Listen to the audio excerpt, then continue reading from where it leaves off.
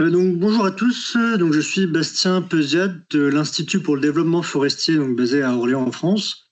Aujourd'hui, je vais vous parler d'un projet qui vise à détecter, caractériser les dessertes forestières à partir donc des données LIDAR HD de l'IGN. Donc, hop. Je vais rapidement vous présenter le projet et après les données qu'on a utilisées, enfin qu'on utilise parce que c'est un projet en cours.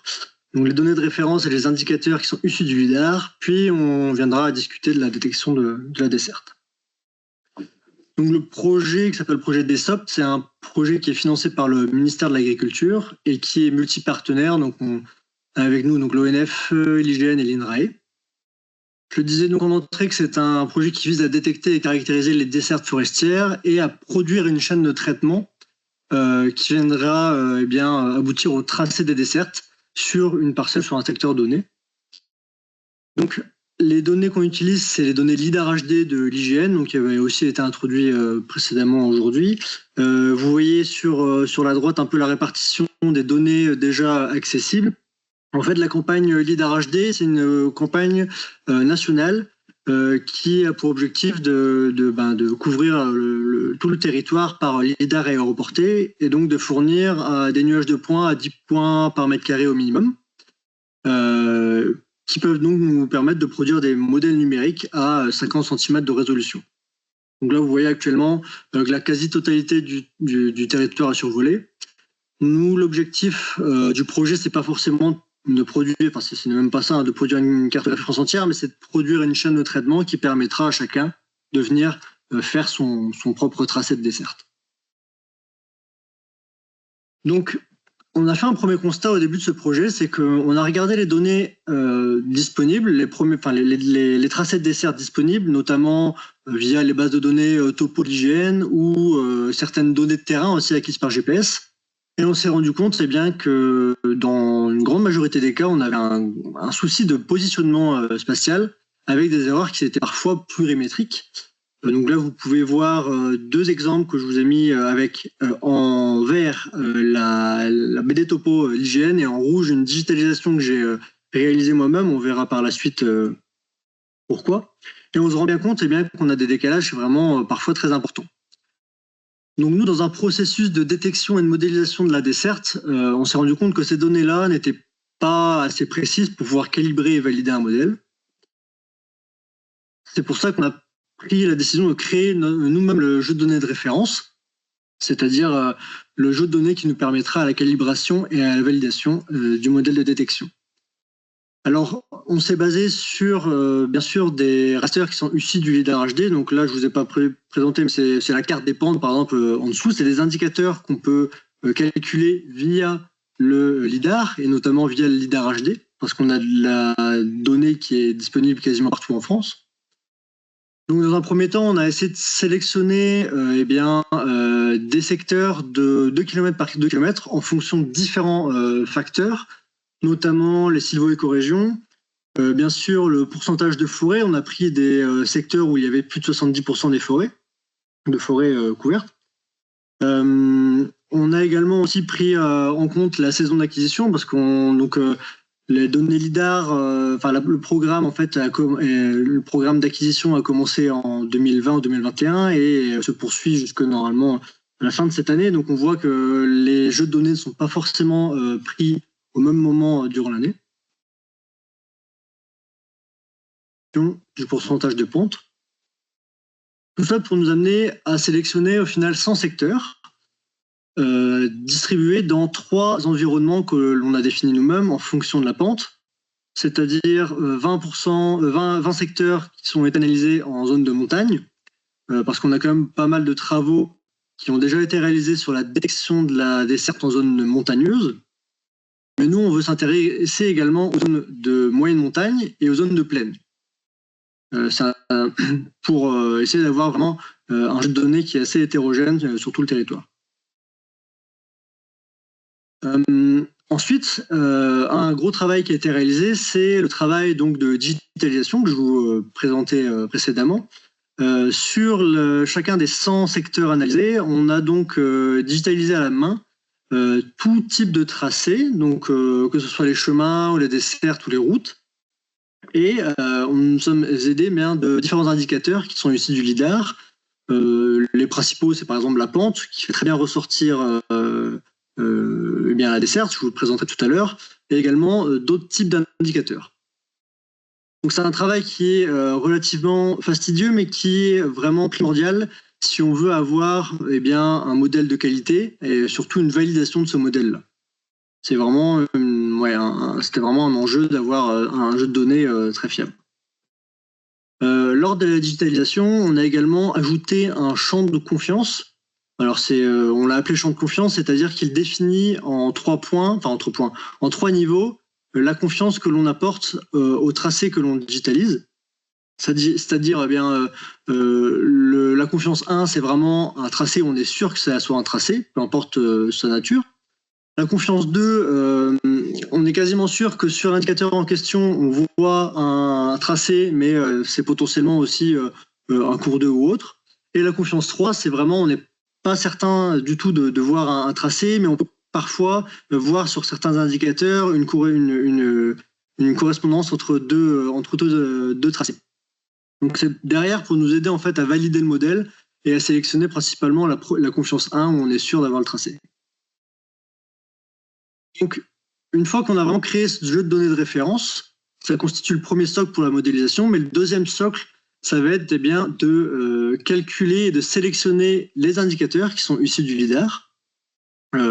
Sur différents logiciels, on essaie il y a un panel d'indicateurs, il y en a vraiment un certain nombre, plus d'une soixantaine, si on veut les calculer, et qui sont disponibles sur différents types de logiciels. Je vais vous montrer quelques exemples rapides d'indicateurs qu'on peut utiliser. Donc, je vous présentais tout à l'heure la pente, qui fait très bien ressortir évidemment les tracés de de route en zone montagneuse, ici comme on peut le voir en bas à gauche. On se rend compte que cet indicateur il est aussi très pertinent sur certaines zones de plaine. L'ouverture, par exemple, peut nous permettre aussi de mettre en avant les crêtes entre les chemins ou alors les chemins creux. Le relief exagéré, ça nous permet aussi de voir un peu la microtopographie, notamment sur les zones de plaine, ça peut nous aider vraiment à discriminer les secteurs où il y a des petits chemins. Donc ça, c'est plutôt des rasters, mais on peut également se baser aussi sur les nuages de points, par exemple avec un indicateur de densité de points. Donc on voit que normalement, les secteurs où on a une forte densité de points, là ici en blanc, c'est souvent des secteurs assez plats où on aura potentiellement une route. On a tout un tas d'autres indicateurs comme les arêtes vives qui nous permettent de détecter aussi les bords des chemins. Ça, c'est plus pour aussi le volet caractérisation un peu de la desserte. Le fait de détecter un peu les arêtes aussi des chemins, ça peut nous permettre aussi de caractériser les largeurs, mais ça, on y reviendra peut-être. Donc voilà, l'objectif ici, c'est d'essayer de faire une combinaison d'indicateurs, déjà de les calculer et puis de les sélectionner. On choisit une méthode qui est la suivante, c'est-à-dire qu'on va venir tester tous les indicateurs. Donc là, je ne vous ai pas tous présentés, bien sûr. Je vous ai présenté 8, mais il y en a bien plus. Donc on va venir tester ces indicateurs par des classifieurs.